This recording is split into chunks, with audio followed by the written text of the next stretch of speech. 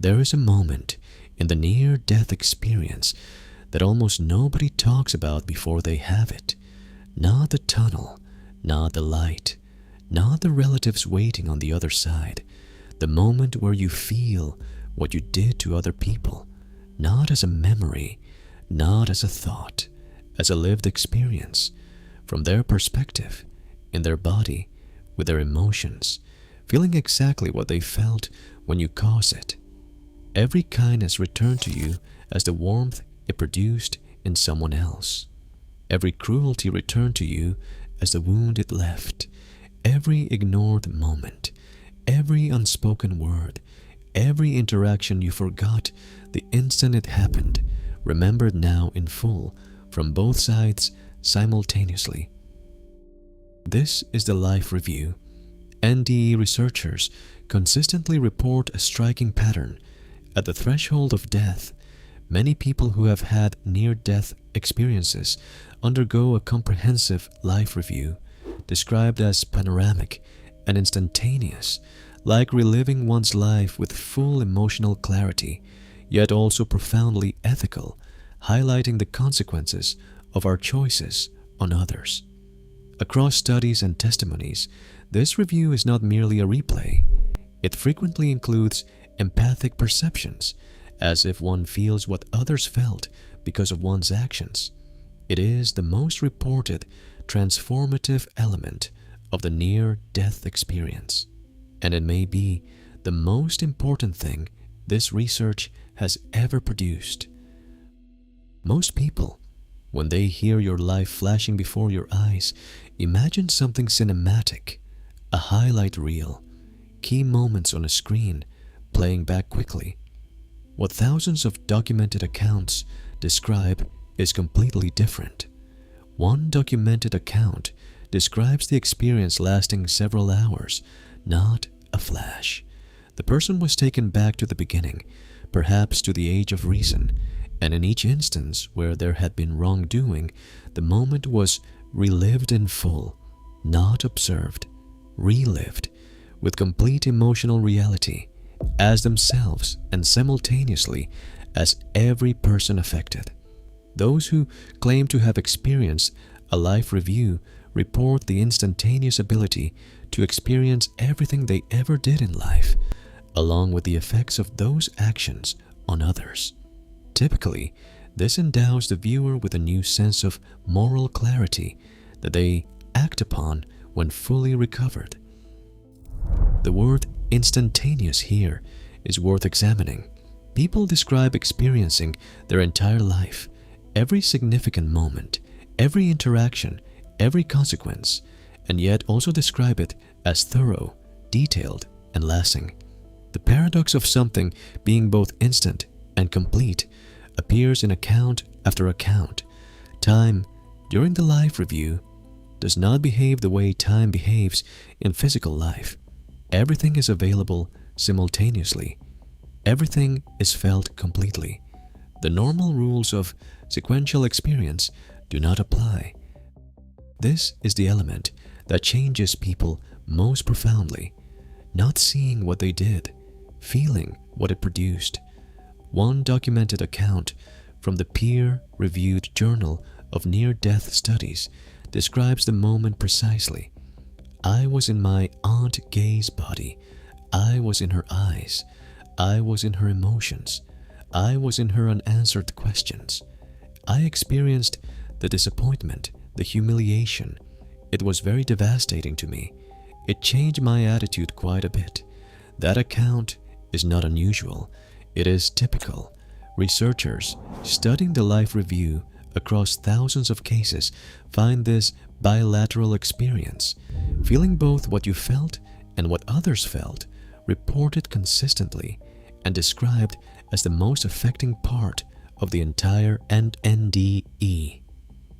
More affecting than the tunnel, more affecting than the being of light, the moment where you understand completely and inescapably what your existence meant to the people around you. A man who described himself as having been cold and dismissive throughout his career found himself during his live review, experiencing every interaction from his employees' perspective. He felt their anxiety before meetings with him, their relief when he left a room, their private grief at comments he had made and forgotten instantly. He came back a different person, not because he was told to be, because he had felt what being around him actually felt like. The information was simply impossible to ignore. This is the detail that surprises people most consistently. The live review, across thousands of accounts, is not experienced as punishment, not as condemnation.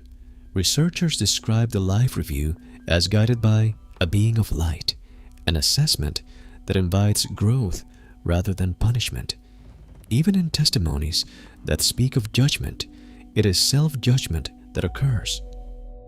The being of light, when present during the review, does not evaluate, does not condemn, does not assign a score.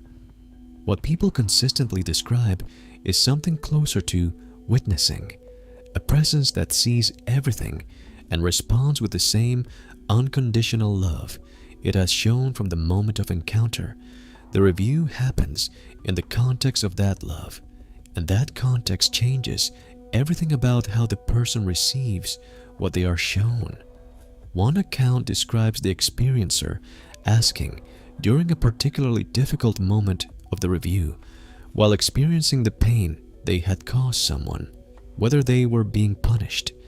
The response they received was not verbal. It was a feeling, a communication without words that carried the complete message. This is not punishment. This is understanding. There is a difference. Positive near-death experiences often lead to increased spirituality, reduced fear of death, a deeper appreciation of life, and greater compassion. But the live review, the empathic bilateral experience of every interaction, produces something more particular than general spiritual growth. It produces a permanent recalibration of what matters. Some persons, having undergone a life review report, dedicating their lives to helping others, becoming less materialistic, and becoming more spiritual, though not necessarily more religious. The distinction between spiritual and religious here is one that researchers have noted carefully. The life review does not produce adherence to a specific doctrine. It produces a lived understanding, experientially acquired, not intellectually learned, that love is the only currency that matters, that every interaction is an opportunity, that nothing you accumulate stays with you, that everything you gave away, every moment of genuine attention, every act of kindness, every time you chose someone else's comfort over your own, that is what remains.